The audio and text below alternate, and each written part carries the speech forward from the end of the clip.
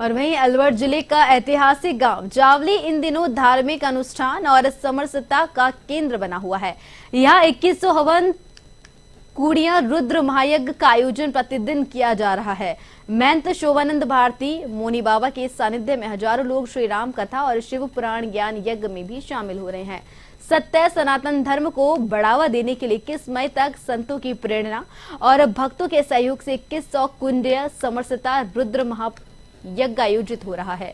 भंडारे के साथ 21 मई को इस धार्मिक अनुष्ठान का समापन होगा। अलवर ही नहीं, राजस्थान में पहली बार इस तरह का बड़ा धार्मिक आयोजन चावली गांव में आयोजित हो रहा है।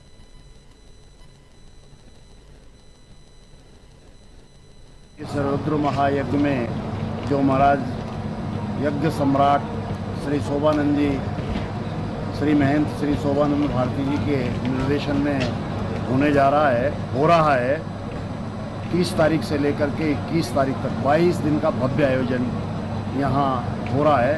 हमारे राजस्थान का ये पहला आयोजन है। इतना विशाल कुंभ यहाँ ग्रामीण क्षेत्र में एक छोटे से गांव में जावली में यह आयोजित हो रहा है।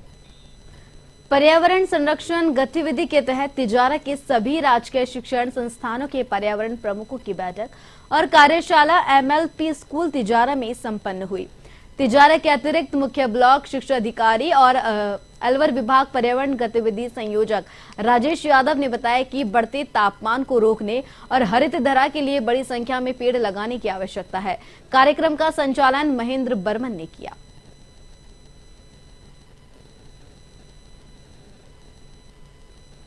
ज्ञापन देने के लिए आए थे। हमें बिजली की बहुत भारी समस्या है जो बढ़ती जा रही है। ना नए कनेक्शन मिल रहे हैं, जितने पुराने कनेक्शन हम लोगों को मिले हुए हैं उसके अंदर रेगुलर पावर कट्स हैं। हम लोग प्रोडक्शन कैसे चलाएं कैसे ना चलाएं कुछ समझ में नहीं आ रहा है। इतनी मोटी इन्वेस्टमेंट हमने यहाँ पे सरकार के वादों पे कर रखी है, तो उसके लिए SDO साहब से आज मुलाकात हुई है हमारी। वो आगे सब डिपार्टमेंट्स को, चीफ मिनिस्टर साहब को हमारी रिक्वेस्ट भेजेंगे और उनसे हमें वादा मिला है कि इसको जल्दी जल्दी रिजॉल्व करेंगे। मांग क्या थी आपकी? हमारी मांग है कि यहाँ पर 220 का KVA का स्टेशन इमीडिएटली, जिसके लिए ऑलरेडी लैंड रिको इनको अलॉट कर चुका है, जो स्टेशन है उसको इम्प्लीमेंट कराए ताकि ये काम जल्दी जल्दी शुरू हो सके। दौसा में एक वेटरनरी डॉक्टर के घर की छत पर स्थित टंकी में केमिकल मिलाने का मामला सामने आया है। इसका पता चलते ही पीड़ित परिवार में हड़कंप मच गया और परिवार के लोग डरे सहमे नजर आए। सूचना पर सदर थाना पुलिस मौके पर पहुंची और पुलिस ने मामले की जांच पड़ताल शुरू कर दी है।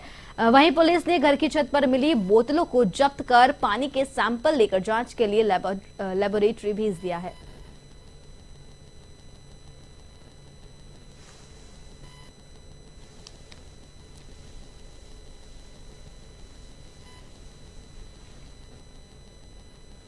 तीन दिन से तबीयत खराब थी, वो एडमिट थी। जब मैं उनको डिस्चार्ज करवा के घर लेके आया तो घर पे आते ही हाथ पांव धोए तो पानी से जलन लगी। फिर जाके टंकियां देखी तो टंकियों के पास में केमिकल की कुछ बोतलें मिली और टंकी में भी घुला हुआ मिला। उसके बाद मैंने CCTV कैमरा चेक किया तो उस पर भी टेप चिपकी हुई मिली, तार कटे हुए मिले और MC बॉक्स से लाइट भी सारी बंद की हुई मिली। इससे मैं बहुत भयभीत है हमारे परिवार के लोग। इसके खिलाफ कोई कानूनी कार्रवाई की जाए। बिलाड़ा सरगरों के पास में महिलाओं ने बताया कि 4 से 5 दिन में एक बार फिर पानी की सप्लाई होती है। उसमें भी 15 से 20 मिनट पानी आता है, जिसके कारण अगली बार पानी की सप्लाई आने तक पीने के लिए भी पानी नहीं बचता, जिसके कारण मोहल्ले वासियों को पैसे देकर पानी का टैंकर मंगवाना पड़ता है। पूर्व में भी वार्ड संख्या 10 के पार्षद त्रिलोक नैनीवाल के नेतृत्व में महिलाओं ने HD कार्यालय का घेराव किया था।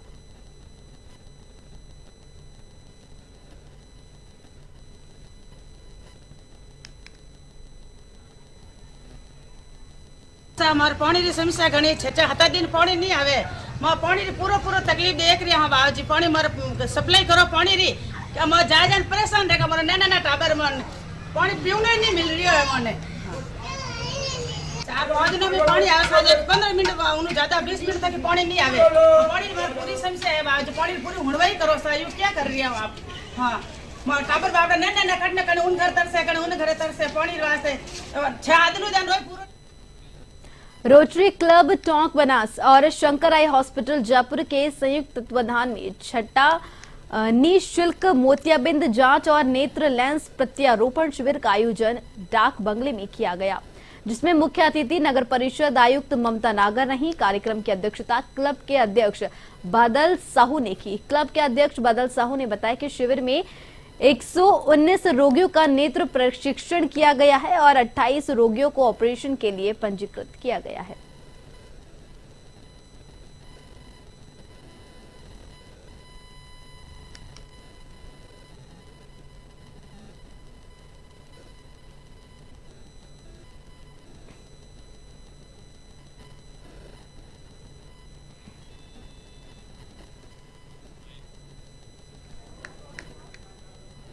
हमारा मेन उद्देश्य है समाज सेवा, और समाज सेवा में भी मानव सेवा प्रथम है, जिसके अंदर हम कई प्रकार के कैंप लगाते हैं। अभी हम पिछले 6 महीने से लगातार एक ही हम उद्देश्य पे चल रहे हैं, आँखों वालों पे, और हमने आई कैंप लगा रहे हैं। इसमें हम 165 के करीब लोगों की आंखें बनवा चुके हैं, और कई प्रकार के हमारे ऐसे उद्देश्य है। शिक्षा की तरफ भी हमारा ध्यान है।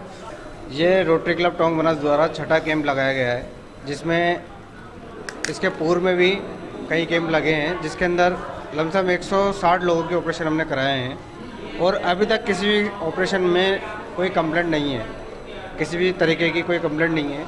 और शंकरा आई हॉस्पिटल द्वारा उनके तत्वाधान में जो कैंप का आयोजन किया जा रहा है, और इसमें लोग बढ़ चढ़ के हिस्सा ले रहे हैं और लोगों को काफ़ी फायदा है इनको।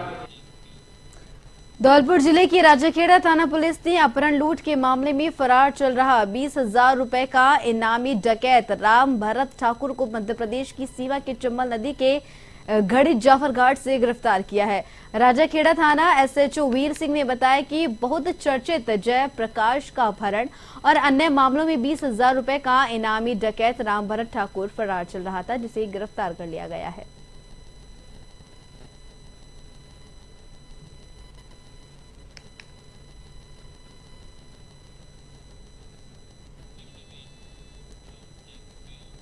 और वहीं टोंक जिले के बनीठा कस्बे में संचालित अन्नपूर्णा रसोई का एएओ मदन लाल ने औचक निरीक्षण किया। इस दौरान सभी व्यवस्थाएं पूर्ण पाई गई। एएओ मदन लाल ने बताया कि बनीठा कस्बे में पुराने पंचायत भवन के समीप अन्नपूर्णा रसोई का संचालन किया जा रहा था, जिसका औचक निरीक्षण किया गया है।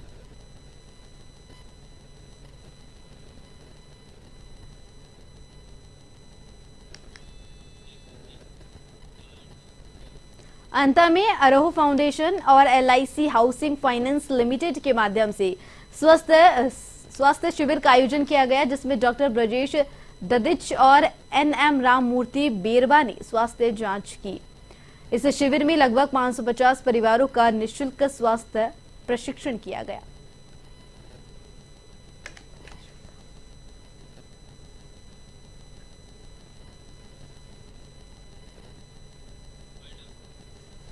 हनुमानगढ़ जिले की महिला थाना पुलिस ने आज एक दुष्कर्म और SC/ST एक्ट मामले में आरोपी युवक को गिरफ्तार कर लिया है।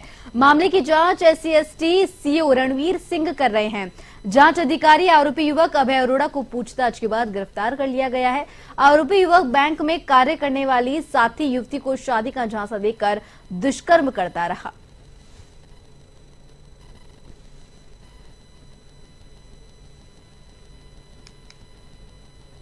थाने की 347 नंबर FIR दर्ज थी नवंबर 2023 से। उसमें हमने अभय अरोड़ा नाम के पर्सन को अरेस्ट किया है और गिरफ्तार करके उसकी अग्रिम कार्रवाई की जा रही है। उसके प्राइवेट बैंक में दोनों जॉब करते थे और सीनियर होने के नाते और शादी का झांसा देकर उसके साथ रेप करने का आरोप था, जिसके अंदर हमने उसको अरेस्ट किया। सदर पुलिस थाने ने मादक पदार्थ तस्करी की रोकथाम के लिए त्वरित कार्रवाई करते हुए एक पिकअप वाहन में तरबूज के नीचे अवैध रूप से भारी मात्रा में डोडा पोस्ट परिवहन करते हुए जब्त कर लिया है और साथ ही एक आरोपी को गिरफ्तार करने में भी सफलता हासिल की है। सदर पुलिस थानाधिकारी प्रहलाद साहे ने जानकारी दी है। पिकअप को चेक करने पर तरबूज के नीचे 11 कट्टों में 231 किलोग्राम डोडा पोस्त बरामद किया गया है।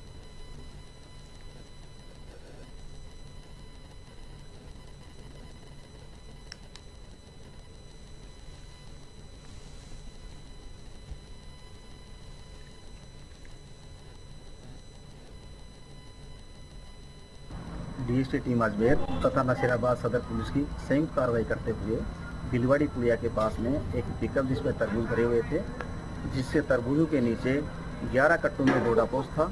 कुल डोडापोस 231 किलो जब्त किया गया। एक मुलजिम को गिरफ्तार किया गया है। तब प्रकरण पंजीबद्ध कर अनुसंधान प्रारंभ किया। और वहीं तेज होती गर्मी के साथ ही इन दिनों पेयजल समस्या भी गहराने लगी है। अलवर सहित खेरतल तिजारा जिलों में पेयजल संकट को देखते हुए जिला प्रशासन ने अधिकारियों को निर्देश दिए हैं। अलवर कलेक्टर आशीष गुप्ता ने बुधवार सुबह शहर में पेयजल आपूर्ति व्यवस्था का जायजा लिया। उन्होंने आमजन से पेयजल आपूर्ति का फीडबैक भी लिया। वहीं खेरतल तिजारा जिला कलेक्टर डॉक्टर अर्तिका शुक्ला ने भी कुछ इलाकों का निरीक्षण किया।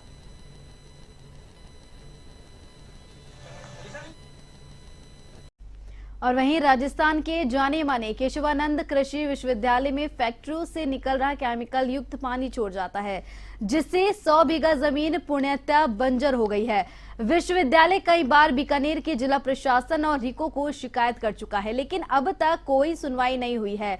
इस पर कृषि विद्यालय के डायरेक्टर रिसर्च प्रकाश सिंह शेखावत से खास बातचीत की हमारे एवन टीवी के संवाददाता के सिंह ने।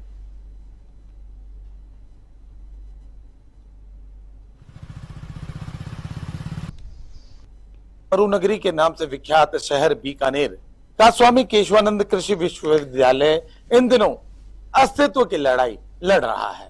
कारण इसके पीछे है बीकानेर के बीचवाल इंडस्ट्रीज का जो निकलने वाला केमिकल युक्त पानी है, जिसके चलते यहाँ लगभग अब सैकड़ों बीघा जमीन है जो एक तरह से खराब होती जा रही है। इंडस्ट्रीज का जो पानी है वो बहते हुए इधर आ जाता है। ये जो केशवानंद कृषि विश्वविद्यालय है उस क्षेत्र में देख सकते हैं, जिसके चलते हजारों पेड़ हैं वो दूर दूर तक वो है पूरी तरह से खराब हो चुके हैं। 2 हॉस्टल्स भी हैं, वो हॉस्टल भी अब खराब हो गए हैं, क्योंकि ये इसका बढ़ाव है वो दिन ब दिन बढ़ता ही जा रहा है। और ये गंदा पानी यहाँ से निकलने के बाद में ये सीधे सीधे यहाँ तक आगे तक फैल रहा है। वहीं पर 2 हॉस्टल हैं वो पूरी तरह से खराब हो गए हैं, खाली हो गए हैं। यहाँ पर बदबू इतनी जबरदस्त आती है कि आम जनता या जो यहाँ पर जो आता है उसे, और जो यहाँ पर हॉस्टल में जो लोग रहते थे उन्हें बच्चों को सबको परेशानी होती थी, उसी के चलते हॉस्टल भी खाली करना पड़ा। बात करते हैं यहाँ के डायरेक्टर रिसर्च स्वामी केशवानंद कृषि विश्वविद्यालय के प्रकाश सिंह शेखावत से। सर बताएं, क्या अस्तित्व की लड़ाई है, क्या कहें? कृषि विश्वविद्यालय के जो हमारी जो वैल्यूएबल जमीन थी वो जमीन करीब 20 से 25 हेक्टेयर, करीब 80 से 100 बीघा जमीन है वो हमारी खराब हो चुकी है। और इसके साथ साथ ये जो पानी जो इंडस्ट्री का जो केमिकल युक्त पानी आ रहा है वो धीरे धीरे बढ़ता जा रहा है। इसके लिए हमने काफ़ी कोशिश की, इंडस्ट्री वालों से भी कांटेक्ट करने की कोशिश की। कितने साल हो गए लगभग? इसको करीब 15 से 20 साल हो गए हैं और ये धीरे धीरे बढ़ता जा रहा है। हमारे शुरुआत में बहुत कम एरिया में पानी था, परंतु धीरे धीरे बढ़ते हुए इसने काफ़ी एरिया कवर कर लिया। अब क्या माने कि कृषि विश्वविद्यालय के अस्तित्व को भी एक तरह से नुकसान करता जा रहा है, क्योंकि पहले यहाँ, उसके बाद अब हॉस्टल तक, अब आगे जाके अन्य बिल्डिंग तक पहुंचेगा ये। बिल्कुल निश्चित रूप से ये निश्चित अस्तित्व को खतरा है। यदि आप देखते हैं कि हमारे जो कॉलोनी में जो करीब 1000 से 500 लोग रहते थे वो भी खाली करके जा रहे हैं, और दूसरे जो हमारे क्वार्टर्स हैं वो भी खराब हो रहे हैं। धीरे धीरे जो हॉस्टल खराब हो गए, कल यही पानी यदि बिल्डिंग तक, मेन बिल्डिंग तक पहुंचता है तो बिल्डिंग निश्चित रूप से खराब होगी, क्योंकि ये पानी जो आ रहा है ये केमिकल युक्त है, किसी भी काम में इसको नहीं ले सकते। एक और बात, ये जमीन भी बंजर होती जा रही है। बिल्कुल, जमीन बंजर होती जा रही है, पोल्यूट हो रही है। हमारा जो नेचुरल रिसोर्स है या यूं कह सकते हैं इन्वायरमेंट है वो बिल्कुल पोल्यूट हो गया है। इस एरिया में खड़ा रहना भी पॉसिबल नहीं है। तो ऐसी सिचुएशन में हम ये कह सकते हैं कि इन जो सब चीजों को देखते हुए क्या रिको भी कुछ नहीं कर पा रहा? हाँ, रिको से हमने काफ़ी बार रिक्वेस्ट किया है, हर बार हम उनको लेटर भी दे रहे हैं, परंतु रिको के तरफ से अभी तक कोई इसमें ऐसी कोई सकारात्मक स्टेप नहीं लिया गया है। तो देखिए, निश्चित रूप से बीकानेर की स्वामी केशवानंद कृषि विश्वविद्यालय की जो तमाम तरह की यूनिट्स है उन पर भी ये प्रभाव डाल रहा है। उसके अलावा बात करें यहाँ के रहने वालों को, जो कि आपको बताना चाहूंगा कि यहाँ पे कॉलोनीज भी है इसी यूनिवर्सिटी के कर्मचारियों की, उनको भी अब एक तरह से खतरा है। दूर दूर से यहाँ तक एक तरह से कहा जा सकता है बदबू तक आती है। विश्वविद्यालय परिसर को भी ये डैमेज करता जा रहा है। के सिंह, A1 टीवी। ग्राम पंचायत खारिया मीठापुर नरेगा स्थल एक बार फिर चर्चा में है। मंगलवार को एक अधिकारी की ओर से डोली नाड़ी निरीक्षण करने पर श्रमिक के नाम के आगे लाइन फेरने की बात सामने आई है, जिस पर श्रमिकों ने विरोध करते हुए बुधवार को काफी देर हाजिरी नहीं भरी। ज्ञात रहे इसी प्रकार पूर्व में भी एक अधिकारी ने नरेगा स्थल का निरीक्षण कर 5 मिनट को परीक्षण के लिए हटाया था। इसके बाद पुलिस की मौजूदगी में हाजिरी भरी गई।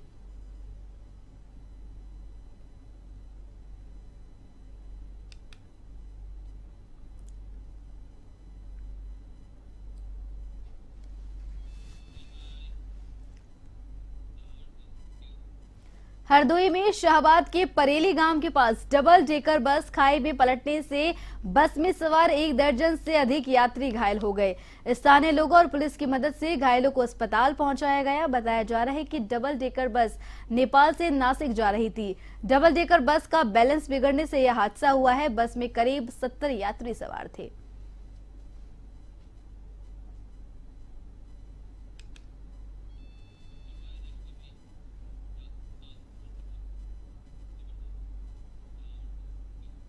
सारोला कस्बे के एक गाड़िया लोहार की टापरी में आग लग गई। ऐसे में शादी की खुशियां मातम में बदल गई। जानकारी के अनुसार गाड़िया लोहार बालमुकुंद की बेटी सोना की 19 मई को शादी है। इसके लिए वैवाहिक कार्यक्रम चल रहे थे। दुल्हन सोना ने वैवाहिक कार्यक्रम के दौरान टापरी में दीपक जलाया। इससे टापरी में आग लग गई। आग से टापरी, गाड़ी, घरेलू सामान, दुल्हन के कपड़े, नकदी जलकर खाक हो गए।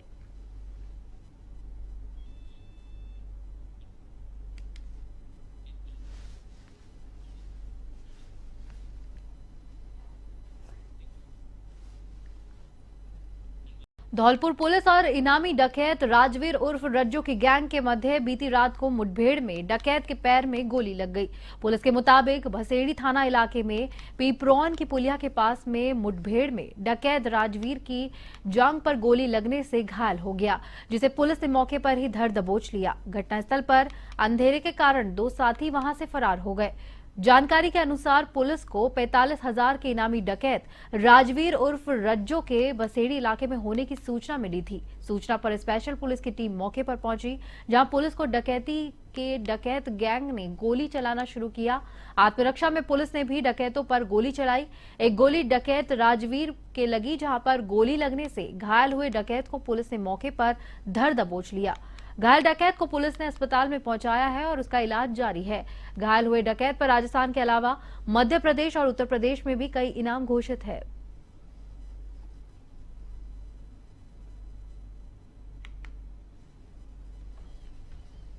जिला धौलपुर के अपराधियों की धरपकड़ के लिए एवं जिला धौलपुर में बदमाशी करने वाले अपराधियों की धरपकड़ के लिए श्रीमान पुलिस अधीक्षक महोदय, श्रीमान महानिरीक्षक पुलिस महोदय एवं पुलिस मुख्यालय द्वारा बदमाशों की धरपकड़ के लिए अभियान चलाया जा रहा है। इसी क्रम में डीएसटी व क्यूआरटी टीम द्वारा 25,000 रुपये के इनामी बदमाश राजवीर उर्फ रज्जो निवासी अतराज का पुरा को पकड़ने में सफलता प्राप्त की है। तो जो बदमाश है राजवीर, इसने पुलिस पार्टी पर जानलेवा हमला किया, अपने कट्टे से फायर किया और जानलेवा हमला किया। अलवर शहर के रजवट मैदान की झाड़ियों में बुधवार को अचानक आग लग गई।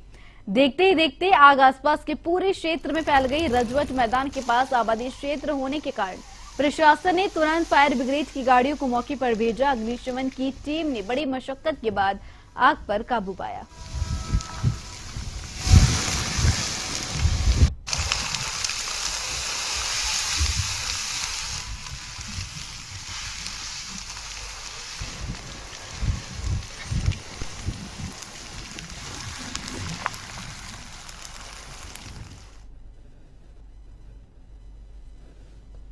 रोड में अभी 11:15 बजे से सूचना मिली कि आग लगी हुई है, जिस पर सर्वप्रथम एक गाड़ी रवाना करवाई भवानी तोप से।